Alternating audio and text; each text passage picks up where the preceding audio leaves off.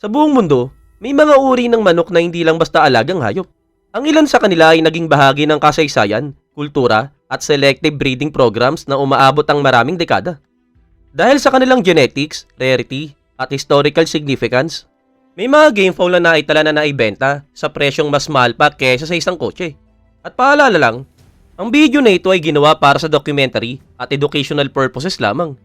Tatalakayin natin ang kasaysayan, genetic at market value ng mga kilalang game fowl bloodline na hindi nagpo-promote ng illegal activity o animal cruelty. Sa video na ito, sisimulan natin ang countdown ng top 10 na pinakamahal na game fowl na naitala sa modern at historical records. Base sa mga verified sale, breeder documentation, at international report. Pero bago natin simulan yan, kung bago ka pa lamang sa aming channel, huwag mo sana kalimutan na mag-subscribe para naman lagi kang updated sa mga ganitong uri ng video. Number 10, Gilmore Hatch. Ang ika-10 sa pwesto ay ang Gilmore Hatch, ang isa sa mga pinakarespetado at pinakainahanap na bloodline sa mundo ng game fowl breeding. Ang Gilmore ay matagal nang kinikilala dahil sa balanced genetic, combination ng lakas, stamina, at consistency na bihirang makuha sa isang linya lamang. Historically, ang bloodline na ito ay naging popular sa iba't ibang reyon dahil sa kakayahan nitong mag-maintain ng performance sa mahabang laban. Isang trait na mahalaga sa competitive circuit noong kasagsagan ng illegal cockfighting sa ilang bansa. Dahil dito, naging foundation stock ang Gilmore sa maraming breeding program sa loob at labas ng Estados Unidos. Sa aspeto ng mga breeding, ang halaga ng Gilmore Hatch ay hindi nakabase sa itsura, kundi sa documented lineage at proven genetic consistency. Ang mga certified trios na may malinaw na blood record ay bihira at kadalasang ipinapasa lamang sa mga trusted breeders. Ang manok na ito ay nagkakahalaga ng humigit kumulang 80,000 pesos hanggang 120,000 pesos per trio. Depende pa sa purity ng bloodline at breeder reputation. Sa merkado ng elite game fowl, ang presyo ay reflection ng genetic reliability at hindi ng hype. Number 9, Kadaknat. Sa ika-9 na pwesto ay ang Kadaknat, isang napakabihira at historical na game fowl mula sa India na agad na nakilala dahil sa kakaibang anyo nito. Ang balat, balahibo, karne, at maging mga buto ng Kadaknat ay may kulay na itim, isang bihirang katangiang dulot ng fibromelanosis, isang genetic condition na natural na nagde-develop lamang sa ilang sinuunang lahi ng manok sa mundo. Bago pa man ito sumikat bilang exotic at premium meat bird, ang Kadaknat ay matagal nang kilala bilang matibay at agresibong game bird sa mga rural na bahagi ng India. Pinapahalagaan ito dahil sa alertness, mabilis na reaction, at kakayahang mag-survive sa mga mahihirap na kondisyon, mga katangiang mahalaga sa traditional game fowl culture noong unang panahon. Hindi ito pinalaki para sa bilis o flashy movement, kundi para sa endurance at resilience. Dahilan kung bakit naging respetadong lahi ito sa mga historical records. Sa modern na panahon, tumataas lalo ang value ng Kadaknat dahil sa nutritional profile ng karne nito. Ayon sa agricultural studies sa India, ang karne ng Kadaknat ay mas mataas sa protina, mas mababa sa taba at kolesterol, at may natural compound na pinaniniwala ang nakakatulong sa stamina at recovery. Dahil dito, hindi lang ito hinahanap ng mga breeder, kundi pati ng mga chef, health enthusiast at collector. Ang isa sa mga pinakamalaking dahilan ng mataas sa presyo ng Kadaknat ay mahirap itong paramihin. Mabagal ang growth rate, sensitibo sa maling breeding, at nangangailangan ng maingat na lineage control upang mapanatili ang purity ng bloodline. Marami sa mga tinatawag na Kadaknat sa merkado ay crossbreed lamang, kaya ang mga verified pure lines ay mas lalong nagiging mahal. Ang manok na ito ay nagkakahalaga ng humigit kumulang 64,000 pesos hanggang 96,000 pesos bawat isa. Depende sa edad, documented purity at breeding status. Sa pandaigdigang merkado ng elite game fowl, ang Kadaknat ay tinuturing na high value breed, hindi lamang dahil sa historical game fowl background nito, kundi dahil sa kombinasyon ng rarity, genetic at cultural significance. Number 8, Bobby Bulls Asil, the heavy-hitting bloodline from America. Sa ika-8 pwesto ay ang Bobby Bulls Asil, isa sa mga pinakarespetado at pinakamahal na Asi game fowl bloodline sa modern history. Ang Asil mismo ay isa sa mga pinakamatandang fighting chicken breed sa mundo na may pinagmulan sa India at Pakistan at kilala sa pagiging matigas, matalino at halos walang aatrasan. Subalit ang version ni Bobby Bulls ang nagdala sa Asil sa bagong antas ng quality at consistency. Si Bobby Bulls, isang legendary American breeder, ay naglaan ng dekada sa selective breeding ng asil. Hindi para sa itsura, kundi para sa structural strength, mental toughness, at physical durability. Hindi flashy ang galaw ng asil, mabagal ito kumpara sa ibang modern lines. Subalit kilala sa precision, timing, at matinding efficiency. Ito ang dahilan kung bakit ang Bobby Bulls asil ay madalas ilarawan bilang thinking bird, kalkulado ang galaw at bihirang magpanik. Ang isa pa sa mga pinakaimportanteng katangian ng Bobby Bulls asil ay ang bone density at muscle composition. Makapal ang dibdib, matibay ang leeg, at solid ang paa, mga katangiang hindi madaling ma-achieve sa selective breeding. Dahil dito, maraming breeders sa mundo ang gumagamit ng Bobby Bulls asil bilang foundation stock para palakasin ang durability ng kanilang sariling lines. Kahit sa controlled breeding program, ang impluensya ng asil ay ramdam agad sa offspring. Hindi rin madaling paramihin ng Bobby Bulls asil. Mabagal silang mag-mature, maselan sa environment, at hindi basta-basta nagbibigay ng consistent quality kung hindi tama ang pairing. Ito ang dahilan kung bakit limitado ang supply at ang mga tunay na documented Bobby Bulls lines ay patuloy na tumataas ang value habang tumatagal ang panahon. Ang manok na ito ay nagkakahalaga ng humigit kumulang 55,000 pesos hanggang mahigit 170,000 pesos, depende kung trayo o individual stag. Sa pandaigdigang merkado ng elite gamefowl genetic, ang Bobby Bulls asil ay hindi lang itinuturing na panabong. Ito ay isang genetic investment, isang buhay na legacy ng matinding selection at disiplina. Number 7, Liege Fighter.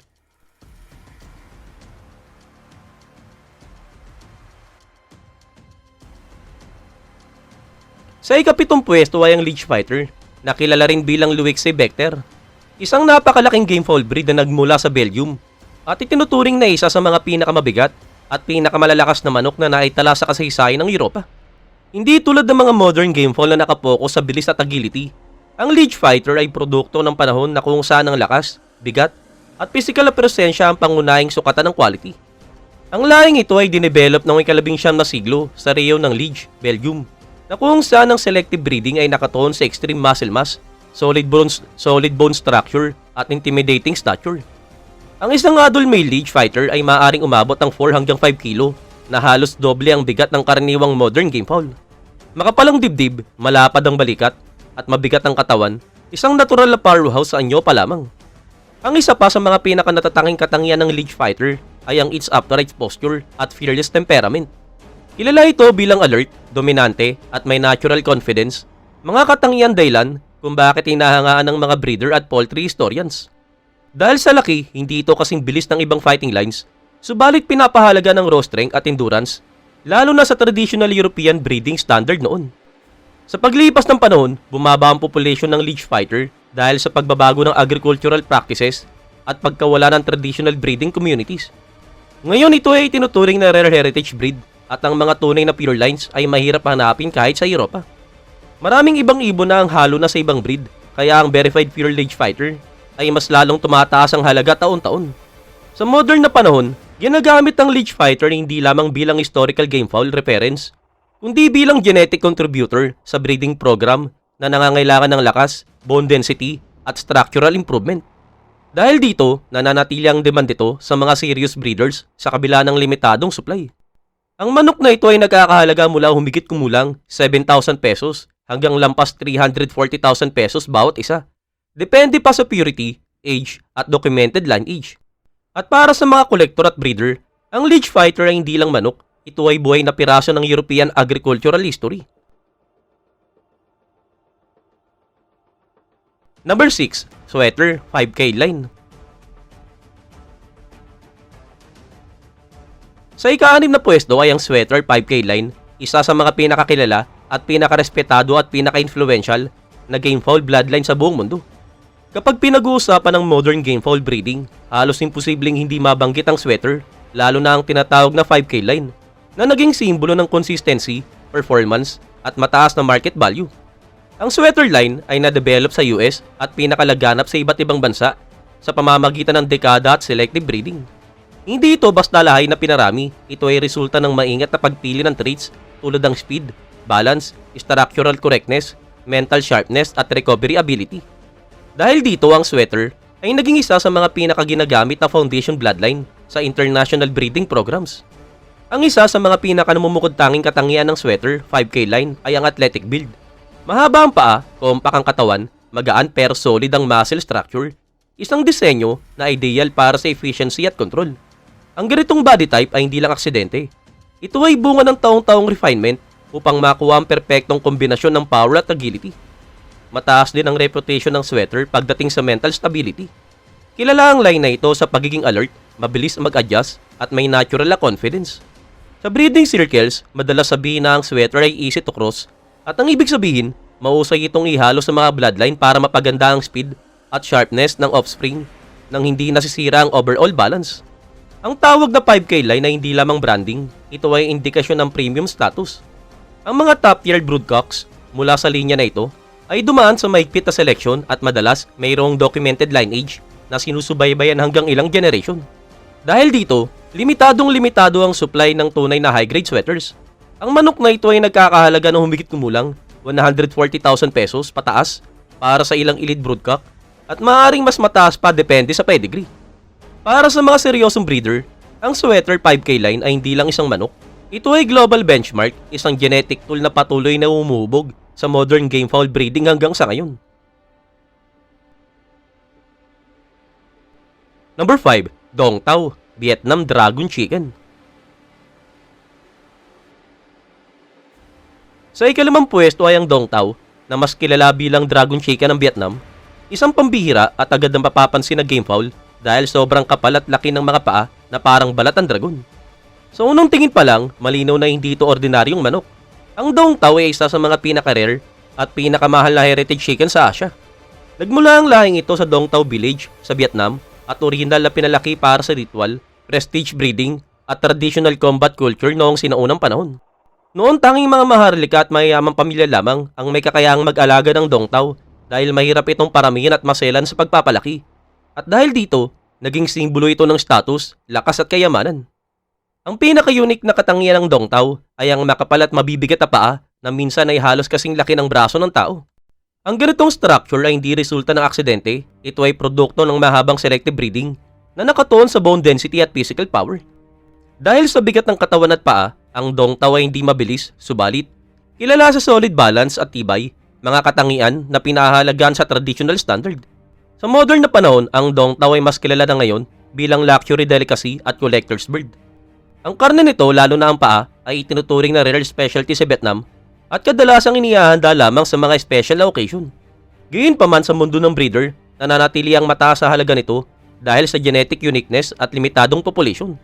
Ang isa pa sa mga dahilan kung bakit napakamahal ang Dong Tao ay ang hirap nitong paramihin. Mababa ang hatch rate, sensitibo ang sisiw sa klima at matagal ang growth period. Maraming pagtatangka sa mass production ng nabigo, kaya ang tunay na pure Dong Tao ay nananatiling bihira sa merkado. Ang manok na ito ay nagkakahalaga ng humigit kumulang 140,000 pesos hanggang 280,000 pesos kada pares. At mas mataas pa kung may verified lineage at breeding documentation. Para sa mga collector at serious breeder, ang Dong Tao ay hindi lang manok, ito ay isang buhay na simbolo ng Asian heritage at rarity. Number 4, 20 Grand Kelso. Sa ika-4 na pwesto ay ang 20 Grand Kelso, isang pangalan na hindi lamang tumutukoy sa isang gamefowl bloodline, kundi isang alamat sa kasaysayan ng selective breeding. Ang pangalang ito ay nagmula sa isang tunay na pangyayari na kung saan ang ama ng isang outstanding rooster ay inalok ng $20,000. Isang halaga na halos hindi maisip noong panahong yon at mula roon ay sinilang ang reputation ng 20 Grand Kelso. Ang Kelso bloodline ay matagal nang kilala bilang isa sa mga pinaka-balance at pinaka-intelligent na strain sa mundo ng gamefowl. Subalit ang 20 Grand Kelso ay namumukod tangi dahil sa exceptional consistency, hindi lang isang mahusay na ibon, kundi isang buong linya na paulit-ulit na nagpo-produce ng mataas na quality ng offspring. Sa breeding standard, ito ang tinatawag na prepotent line, na ang ibig sabihin, malinaw at malakas na naipapasa ang traits sa mga susunod na generation. Physical na katangian pa lamang ay makikita na ang quality ng 20 Grand Kelso. Kilala ito sa maayos na posture, tamang body proportion, solid muscle tone at malinis na galaw. Hindi ito ang pinakamalaki o pinakamabilis, subalit ito ay kilala sa timing, control at tactical intelligence. Mga katangian na lubang pinahalagaan ng mga serious breeders sa iba't ibang bansa. Ang isa pang dahilan kung bakit patuloy na tumataas ang value ng 20 Grand Kelso ay ang kanilang limitadong access sa tunay na linya. Maraming gumagamit ng pangalang Kelso subalit kakaunti lamang ang may verified na 20 Grand lineage na may malinaw na documentation. At dahil dito, ang tunay na 20 Grand Kelso ay nagiging collector's genetic stock at hindi basta-bastang ibinebenta sa open market. Sa modern breeding program, ang 20 Grand Kelso ay madalas na gamitin bilang foundation bloodline upang magdagdag ng intelligence, composure at structural balance sa iba pang mga strains. Kahit sa crossbreeding, ramdam agad ang impluwensya nito, isang palatandaan ng tunay na genetic strength.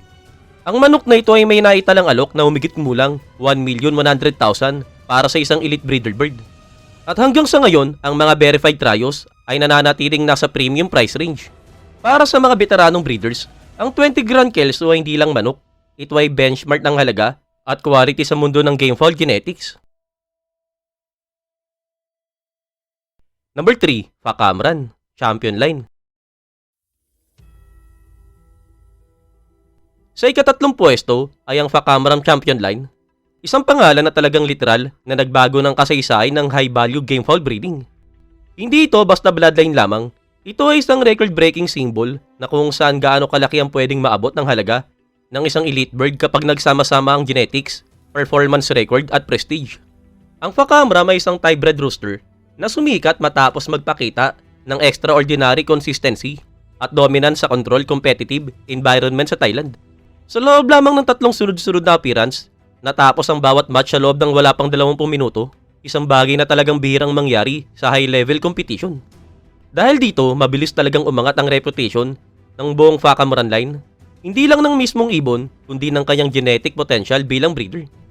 Noong August 2025, naitala ang isang historic sale na kung saan ang Facamran rooster ay naibenta sa halagang 6.5 million baht o humigit kumulang 10.5 million pesos hanggang 11 million pesos. Ito na ang pinakamataas sa documented sale price para sa isang fighting rooster sa modern na kasaysayan. Sa parehong event, ang total price pool ay umaabot ng 125.1 million baht na lalo pang nagpatibay ng status ng Facamran bilang once-in-a-generation genetic asset. Bukod sa record price, mahalagang unawain kung bakit ganito kataas ang value ng Facamran line. Ang mga ibon na nagmumula sa linya na ito ay kilala sa perfect balance ng speed, timing, power at mental composure. Hindi ito basta agresibo, ito ay kontrolado, kalkulado at efficient, mga katangian na napakahirap ilakin sa selective breeding. Sa kasalukuyan ng Facamran line ay mahigpit na kontrolado at iilan lamang ang may access sa tunay na offspring nito. Kahit ang mga sisiw pa lang ay may presyo na nalampas sa karaniwang elite bird at kadalasan ay private transaction lamang ang nagaganap. Para sa mga seryosong breeder, ang pagmamay-ari ng Facamran genetic ay tinuturing na investment level acquisition, hindi simpleng pagbili ng manok. Ang manok na ito ay naitala na nagkakahalaga ng mahigit 10 million pesos at ang mga documented offspring ay patuloy na nagbebenta sa premium level depende sa age at lineage verification. Sa mundo ng gamefowl genetic, ang Facamran Champion line ay hindi lang mahal, ito ay historic. Number 2, Pama Mawing. Sa ikalawang pwesto ay ang Pama Mawing, isang pambihirang Thai Myanmar cross na naging usap-usapan sa buong Southeast Asia. Matapos magtala ng isa sa mga pinakamabilis at pinakadramatikong pag-angat ng value sa modern gamefowl history. Hindi ito matagal ng sikat na breed. Ang kwento nito ay patunay kung paano ang performance record at genetic ay pwedeng biglang magpabago ng kapalaran ng isang ibon. Ang Pama Mawing ay produkto ng maingat na crossbreeding sa pagitan ng Thai at Myanmar bloodlines. Dalawang linya na kilala sa kanilang lakas, ang Thai side para sa speed, balance at sharp timing at ang Myanmar ay para sa endurance, bone strength at mental toughness. Ang resulta ay isang ibon na bihirang makitang kumpleto, mabilis subalit hindi reckless, agresibo subalit kontrolado. Noong umabot sa ika-16 na buwang gulang, ang isang Pama Mawing rooster ay nakapagtala ng 3 sunod-sunod na dominant performance at bawat isa ay natapos sa loob lamang ng wala pang 20 minuto. Sa mundo ng competitive breeding evaluation, ang ganitong record ay itinuturing na exceptional dahil ipinapakita nito hindi lang ang pisikal na kakayahan, kundi pati ang consistency at recordability. Dalawang katangian na napakahirap makuha sa isang ibon. Dahil sa mabilis na pag-usbong ng reputasyon nito, agad na pumasok ang mga elite breeders at collectors. Sa isang private transaction sa Thailand, ang naturang Pama Mawing rooster ay naibenta sa halagang 1 million Thai baht, katumbas ng humigit kumulang 1.6 hanggang 1.7 million pesos, at para sa isang crossbreed na wala pang mahabang lineage history, ang presyong ito ay tinuturing na extraordinary. Ang tunay na halaga ng pamamawi ay hindi lang nasa mismong ibon, kundi sa genetic potential nito bilang foundation breeder.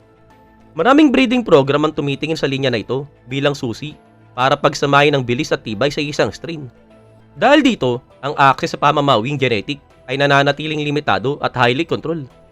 Ang manok na ito ay naitala na nagkakahalaga ng mahigit 1.6 million pesos at ang mga documented na anak nito ay patuloy na nagbebenta sa mataas sa presyo depende pa sa pedigree at verification. Sa modern gamefowl genetic, ang pamamawing ay halimbawa na kung paano ang isang outstanding individual ay kayang lumika ng buong bagong legacy. Number 1, Ayam Cemani. Sa tuktok ng lista ng pinakamahal at pinaka-iconic na gamefowl sa mundo ay ang Ayam Cemani mula Indonesia na madalas tawaging Lamborghini of Poultry dahil na rin sa kanyang kakaibang rarity, elegance at high market value. Hindi ito ordinaryong manok. Ang Ayam Cemani ay buong itim, balahibo, balat, laman at kahit mga buto at organs. Isang pambihirang katangian na dulot ng fibromelanosis, isang bihirang genetic mutation na nagdudulot ng extreme hyperpigmentation. Ang Ayam Cemani ay matagal ng bahagi ng Indonesian culture at ritual practices. Ginagamit noon bilang simbolo ng power, prestige, at spiritual significance. Bukod sa pagiging exotic, ang breed na ito ay historical na ginagamit din sa high-stake na laban sa ilang reyon dahil sa matibay na katawan at compact muscle structure na nagbibigay ng strength at agility. Ang isa sa mga dahilan ng napakataas na halaga ng Ayam Cemani ay ang rarity at difficult sa breeding. Mabagal lumaki, sensitibo sa climate at nangangailangan ng maingat na management upang mapanatili ang purity ng bloodline. Dahil sa combination ng exotic appearance, cultural significance, at high quality genetics, ang demand sa Ayam Cemani ay nananatiling mataas sa local at international market. Ang Ayam Cemani ay nagkakahalaga ng humigit kumulang 140,000 pesos hanggang 630,000 pesos per bird, depende pa sa pedigree, age at breeder reputation. Ang ilan sa mga pinakamataas sa grade o rare specimen ay maaaring umabot ng mas mataas pa, lalo na kung mayroong documented lineage at consistent genetic quality. Sa buong mundo, ang Ayam Cemani ay hindi lamang manok, ito ay living legend. Pinagsasama ang rarity, historical importance at genetic prestige. At para sa mga collector at breeder, ang bawat Ayam Cemani ay investment, heritage at simbolo ng ultimate poultry excellence.